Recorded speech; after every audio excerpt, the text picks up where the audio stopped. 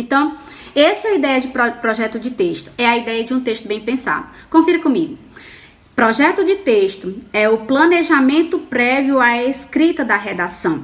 É o esquema que se deixa perceber pela organização estratégica dos argumentos presentes no texto. É nele que são defendidos quais os argumentos que serão mobilizados para a defesa de sua tese, quais os momentos de introduzi-lo e qual a melhor ordem para apresentá-los, de modo a garantir que o texto final seja articulado, claro e coerente. Assim, o texto que atende às expectativas referentes à competência 3 é aquele no qual é possível perceber a presença implícita de um projeto de texto, ou seja, aquele em que é claramente identificável a estratégia escolhida por quem está escrevendo para defender o seu ponto de vista. Então, para que eu perceba que você fez um texto bem planejado, eu preciso seguir certas etapas e eu vou dizer algumas delas.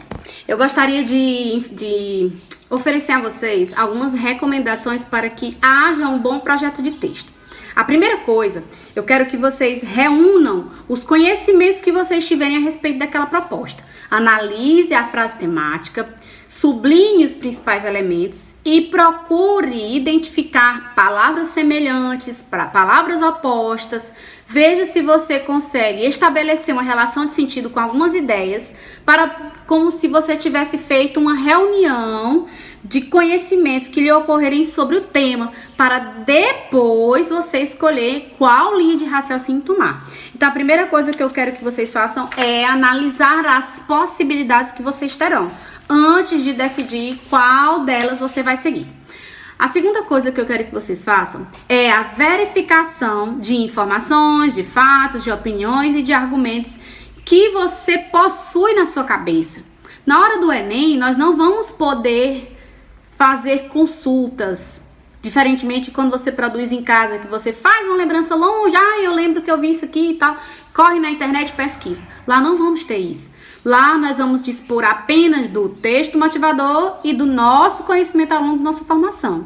Então, antes de escrever, antes de decidir qual a linha de raciocínio seguir, eu quero que vocês verifiquem quais são os argumentos que você tem e quais as informações concretas que você utiliza, que você pode utilizar, pelo conhecimento que você tem ali naquele momento. A terceira coisa que eu quero que vocês reparem é a organização das ideias selecionadas. Eu quero que vocês coloquem em ordem todas as coisas que lhe ocorrerem no momento.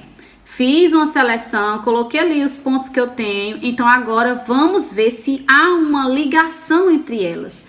Ver se há uma sequência lógica entre elas, para poder depois decidir qual é a linha de raciocínio que eu vou seguir.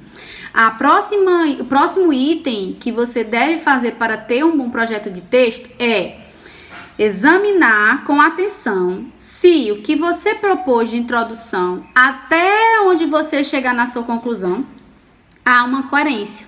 Então, observe se o desenvolvimento do seu texto apresenta argumentos que convergem para o ponto de vista defendido.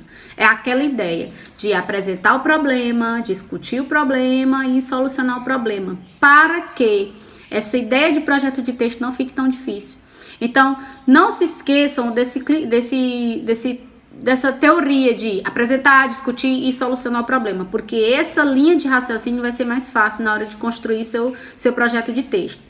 E por fim, eu quero que você evite apresentar informações, fatos, opiniões soltos, que não sirvam para nada. Eu não quero que você use só porque achou bonito, use aleatório, não.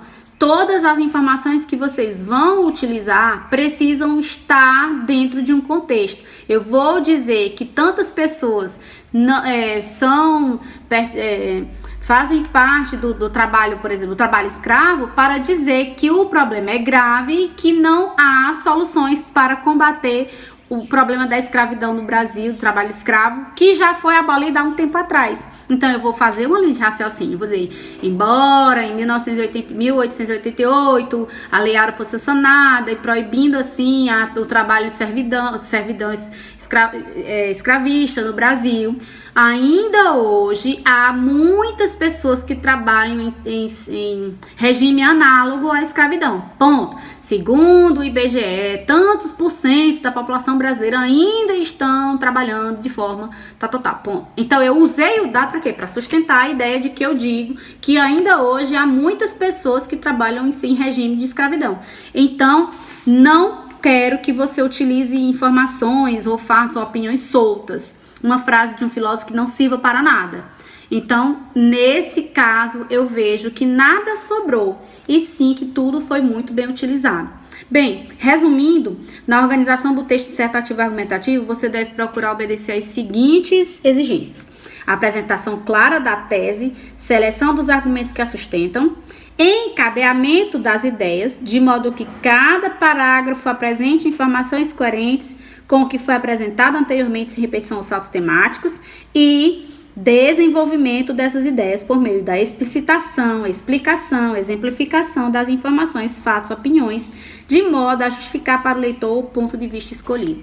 Na próxima aula, eu quero trabalhar o conceito de parágrafo padrão, para você entender como é que funciona essa ideia de desenvolver explicações, exemplificações e justificativas dentro de um parágrafo.